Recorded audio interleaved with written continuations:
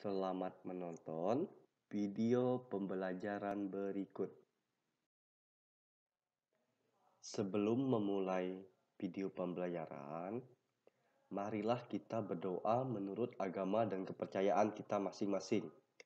Bagi yang beragama Katolik, izinkan saya untuk memimpinnya. Dalam nama Bapa dan Putra dan Roh Kudus, amin. Tuhan Yesus, kami mau belajar. Berkatilah kami dalam pelajaran hari ini. Amin. Salam Maria, penuh rahmat, Tuhan sertamu, terpujilah engkau di antara wanita, dan terpujilah buah tubuhmu Yesus.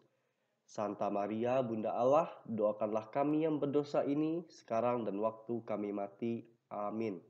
Dalam nama Bapa dan Putra dan Roh Kudus. Amin.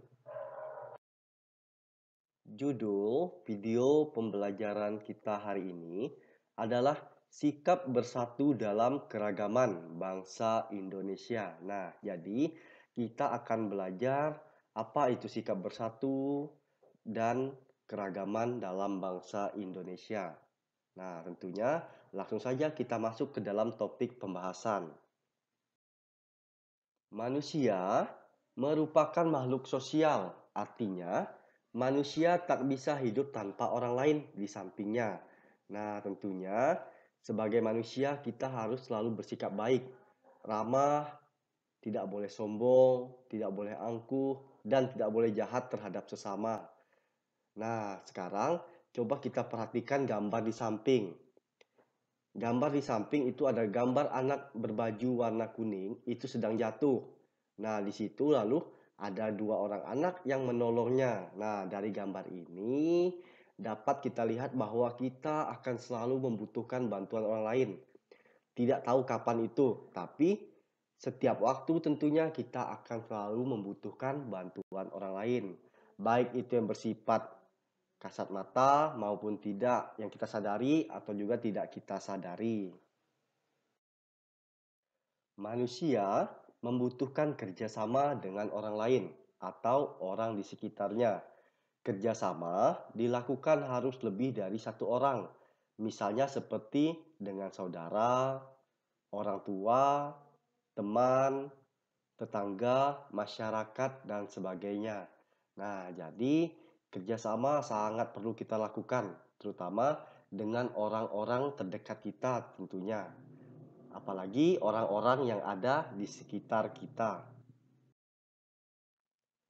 Tadi telah dijelaskan apa itu keberagaman dan kerjasama itu seperti apa yang harus kita lakukan. Nah, sekarang kita akan membahas kerjasama itu apa sih? Nah, jadi di sini sudah Bapak masukkan, kerjasama adalah kegiatan atau suatu aktivitas yang dilakukan bersama dengan orang lain untuk mempermudah dan mencapai tujuan tertentu. Nah, jadi kerjasama itu adalah kegiatan yang kita lakukan atau suatu aktivitas yang kita lakukan baik itu dengan teman, keluarga, dan orang di sekitar kita. Tentunya kerjasama itu agar mempermudah suatu pekerjaan. Bisa juga sebagai mempercepat sebuah pekerjaan. Kalau kita mengerjakan sesuatu sendiri, tentunya akan sangat sulit. Misalnya, membersihkan kelas. Nah, ruangan kelas itu sangat besar. Alangkah baiknya jika kita mengerjakan dan membersihkannya dengan bersama-sama, maka akan terasa lebih mudah dan tentunya lebih cepat terselesaikan. Nah, itu contoh dari kerjasama itu sendiri.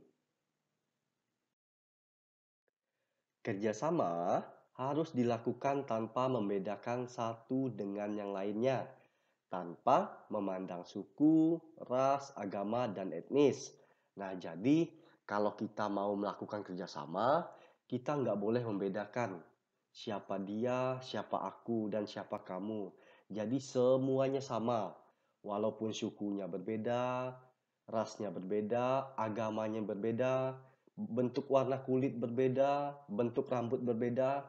Tapi tentunya kita nggak boleh memandang itu. Kita semua adalah satu, yaitu bangsa Indonesia. Jadi kita dalam melakukan kerjasama, kita tidak boleh membeda-bedakan satu dengan yang lainnya.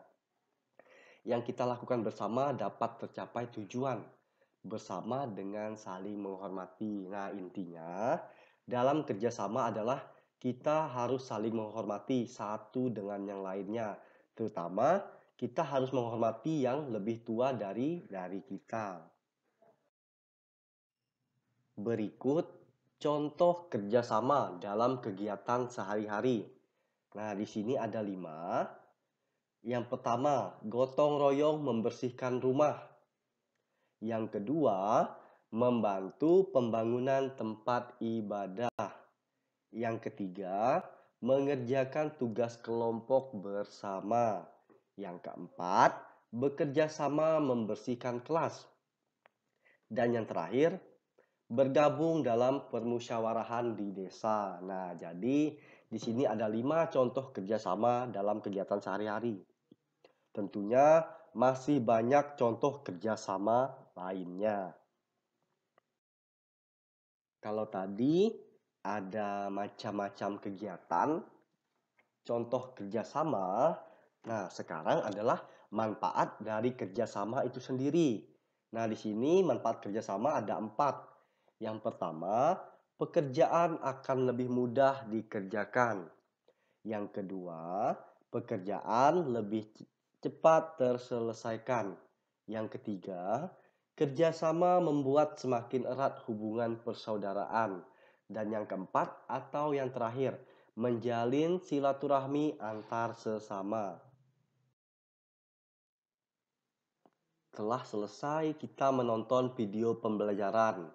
Sekarang kita tutup dengan doa. Bagi yang beragama Katolik, izinkan saya untuk memimpinnya. Dalam nama Bapa dan Putra dan Roh Kudus. Amin. Tuhan Yesus, kami bersyukur kepadamu atas berkat dan penyertaan-Mu selama kami belajar tadi. Semoga apa yang baru saja kami pelajari berguna bagi hidup kami dan berguna juga bagi sesama. Amin. Bapa kami yang ada di surga, dimuliakanlah namamu, datanglah kerajaanmu, jadilah kehendak-Mu di atas bumi seperti di dalam surga. Berilah kami rezeki pada hari ini dan ampunilah kesalahan kami, seperti kami pun mengampuni yang bersalah kepada kami, dan jangan masukkan kami ke dalam percobaan, tetapi bebaskanlah kami dari yang jahat. Amin. Dalam nama Bapa dan Putra dan Roh Kudus. Amin. Thank you for watching.